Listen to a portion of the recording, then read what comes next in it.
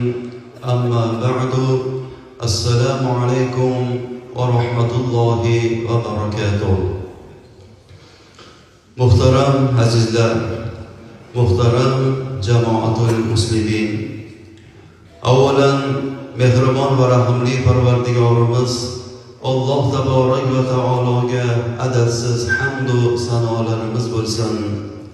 Soniyan sevimli payg'ambarimiz Janob Rasul Akram sallallohu alayhi va sallamga va uzotning ahli baytlari va barcha ashablariga Allohning rahmati va mag'firatlari bo'lsin. So'ngidan esa barchalaringizga va sizning timsolingizda xonadoningiz ahllari, yer yuzi o'laroq barcha mu'min musulmonlarga Alloh taborak va taoloning dunyo oxirat saodati.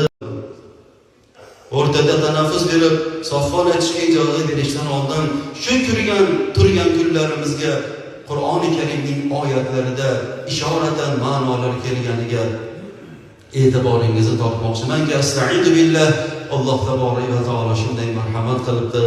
Qol ya ayyuhan nas, ey insonlar, siz bilan biz, ey insonlar, qad ja'atkum maw'izatun min robbikum, haqiqatda sizlarga Robbingiz tomonidan mav'iza, eslatma, ogohlik kelgandir.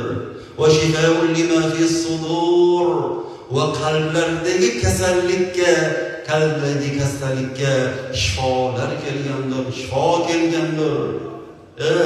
Va shifaa'un lima fis sudur va hudan va hidoyat.